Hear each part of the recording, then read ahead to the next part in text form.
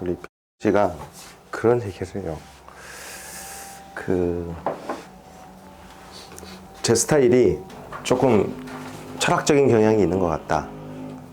이제 그거에 대해서 이유를 잠깐 얘기를 했는데, 저기 조 선생님이 고려하셨던 그런 무슨 창업반 이런 거 있잖아요.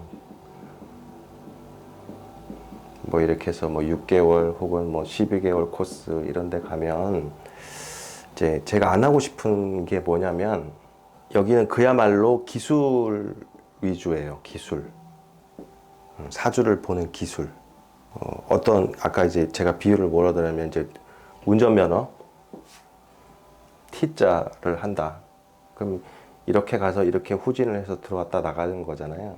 이랬을 때 사이드 미러에, 운전자 사이드 미러에 어떤 라인이 보였을 때 이 왼쪽으로 몇 바퀴를 돌려라.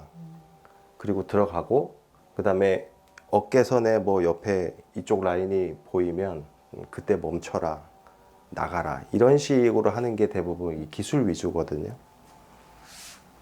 근데 지난번에 제가 설명을 드렸는데, 사주라는 게 개수가 여기 들어갈 수 있는 게 60개, 12개, 60개, 12개잖아요. 요거 다 곱하면 이 정도 개수가 나와요. 근데 굉장히 개별적이잖아요, 사주가. 근데 기술을 가리키면 이런 개별성을 따라갈 수가 없어요. 그래서 이해를 해야 돼요. 그러니까 드라이브 라이센스를 받는 게 아니고 그냥 운전할 수 있는 운전 감각을 익히는 거예요.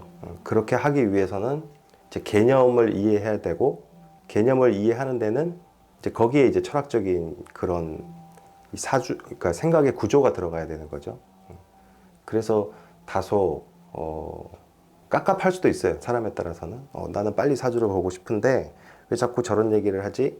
나는 빨리 진도를 나가고 싶은데.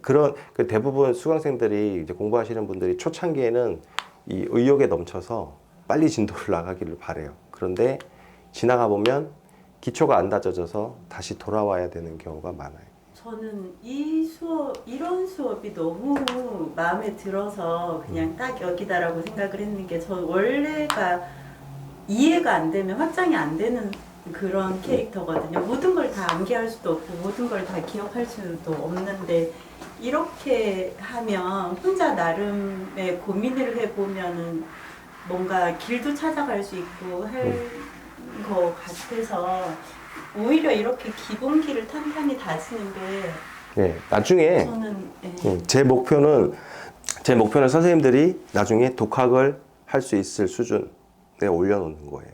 제가 선생님들을 끝까지 종점까지 데려다 드리는 게 아니고, 그러니까 운전해서 어디로 가든지는 본인의 마음이고, 운전 감각을 익히는 데까지가 제 목표인데, 자, 아까 1교시에서 질문이 이런 게 나왔어요.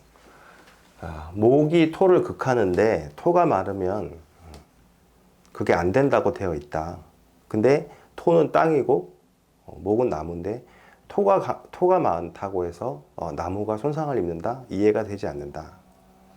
그 질문이잖아요. 근데 굉장히 중요한 팩트예요, 그게. 자, 우리 사주가 있잖아요, 사주를 보면 여기가 천간이죠, 위에 게. 여기 밑에가 지지고. 천간이 몇 개예요? 10개. 지지는 12개. 우리 운도 있잖아요, 운. 뭐 대운이건 세운이건 운도 대세운이 있는데, 여기도 이렇게 구성이 되어 있죠. 그러면 우리는 사주를 해석을 할 때 뭘로 해요? 간지로 하잖아요. 그러면 12개, 10개에서 22개의 알파벳을 가지고 그 관계를 해석하는 게 사주잖아요. 그런데 이거는 뭐예요? 이거는 오행이에요, 오행. 사주를 볼 때 오행으로 보는 사람이 있어요. 사주를 딱 보니까, 당신은 목이 많아. 당신은 물이 필요한데 물이 없어. 이런 식으로 보잖아요. 우리가 부여받은 무기는 22가지의 구체적인 무기인데 오행으로 본다는 얘기는 이 22개의 무기를 이쪽은 칼류, 이쪽은 액체류 이렇게 그룹을 지어서 해석을 하려고 드는 거예요. 그래서 오행으로 보는 게 정확하겠어요? 간지로 보는 게 정확하겠어요? 간지가 훨씬 더 정확하겠죠. 근데 이제 우리 명리학의 이 히스토리를 보면, 명리학이 발전되는 과정을 보면 간지가 먼저 나왔느냐 오행이 먼저 나왔느냐, 간지가 먼저 나왔어요. 훨씬 더. 그 중간에 명리학의 발전사 중에서 여기서 음양 오행 설이라는 게 끼어든 거예요. 끼어들어서 그러면 얘가 오리지널이니까 얘만 중요하냐, 그건 아니고 음양 오행설이 끼어들으면서 여기서 변증법적으로 또 발전을 했겠죠. 그래서 이제 오행과 간지를 놓고 봤을 때는 간지가 훨씬 더 중요해요. 이게 간지로 봐야 돼요, 사실은. 그런데 공부를 하고 이해하는 데는 음과 양, 오행이라는 개념이 굉장히 중요하게 작용을 하죠. 일단 그런 점이 하나가 있고요. 자, 여기서 목이 토를 극한다고 했을 때 이 목이 뭐가 있죠? 천간으로는 가불이 있을 거고 지지로 인묘가 있을 거 아니에요. 토는 뭐가 있죠? 무기가 있을 거고 진술충미가 있을 거 아니에요. 목이 토를 극한다는 말은 이거를 그냥 그룹핑을 해서 하는 얘기예요. 첫 번째. 간목은 진토를 극하지 않아요. 구체적으로 들어가면. 구체적으로 우리 간지론으로 들어가면 얘기가 굉장히 다양해지고 복잡해지는데 일단 여기서는 목과 토라는 그룹을 가지고 얘기하고 있다는 게 첫 번째가 하나가 있고, 이거 지워도 되겠죠? 그 다음에 아까 또 중요한 질문이 나왔는데 이제 물상론. 한자는 중요하지 않습니다. 그냥 필요하실 때 필요한 글자만 외우시면 되고요. 물상. 이 물상이라고 하는 거는 사물에다가 이제 비유를 하는 거잖아요, 저게. 근데 많은 책들, 많은 영상들, 많은 사람들이 물상으로 얘기를 해요. 아까 우리 나무, 토 이렇게 얘기하는 것처럼. 근데 이제 물상으로 얘기하는 거는 저는 맞지 않다고 봐요. 물상으로 얘기를 했을 때 장점과 단점이 있는데 일단 이해를 시키기가 쉬워요. 지식 전달이 쉽고 비유를 하니까 그 비유를 듣는 사람이 적절히 자기한테 맞게 자의적으로 해석을 해요. 그래서 이제 물상론이 이제 비유를 하니까 이해를 시키기는 굉장히 쉽죠. 그런데 제가 고서 같은 거는 지금은 보지 마시고 나중에 어느 정도 내가 자신감이 생겼을 때 고서를 보시는 걸 권하는데, 명리 고서 중에 가장 많이 거론되고 가장 중요한 책 중에 하나가 이제 적천수라는 책이 있어요. 보셨어요, 혹시? 아니요, 그냥 들어만 봤어요. 이제 이게 유백온이라는 사람이 쓴 건데, 이 유백온은 중국 역사에서 굉장히 유명한 사람이에요. 우리 원나라가 있었잖아요. 원나라 말기 사람인데, 원나라가 망하고 들어선 나라가 뭐죠? 명. 명나라를 만든 사람이 누구였죠?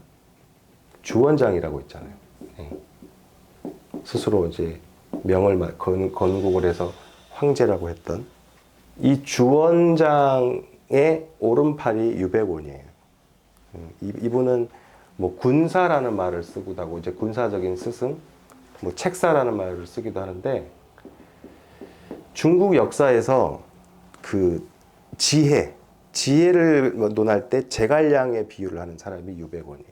그만큼 굉장히 학식과 그런 것들이 뛰어난 사람들이죠. 좀 전설적인 얘기들이 많은데, 이 사람이 주원장의 책사의 역할을 하면서 명이라는 나라를 만들게 했는데, 이 사람이 이제 이 역학과 명리학에도 굉장히 뛰어났었대요. 그래서 이제 이 사람이 쓴 책이 적천수예요.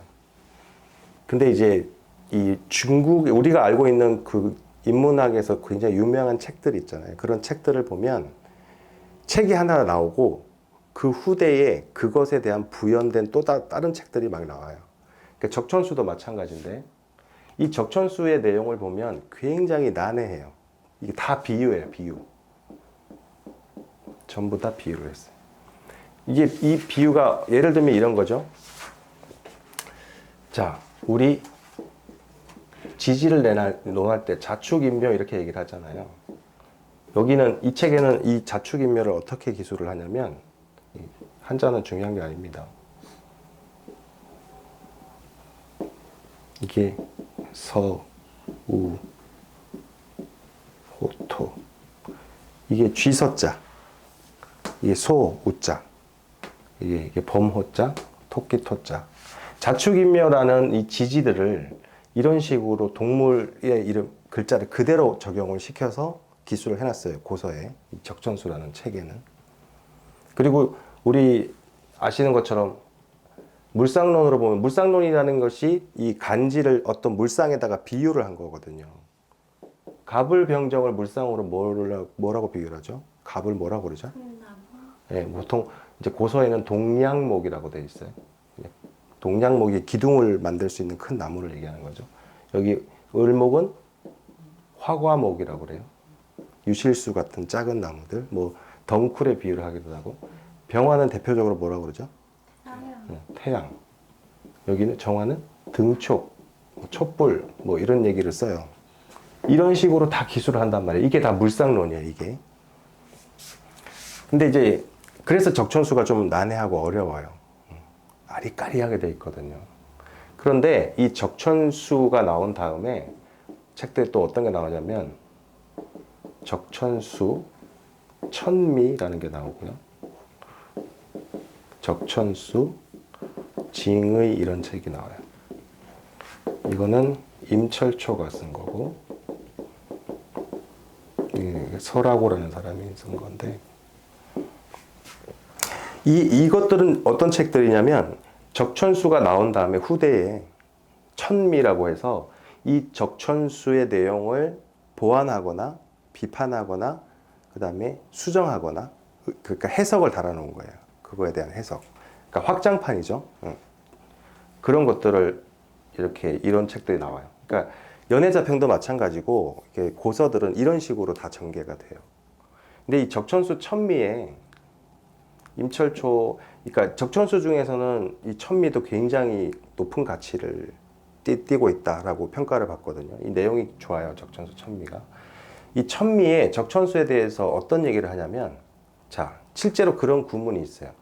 적천수에 보면 갑을 동량목이라고 그러고 을목을 화과, 병화를 태양, 정화를 등촉이라고 하고 갑은 사목이고 을은 활목이라 뭐 이런 식으로 기술을 하고 있는데 그것은 경계해야 된다.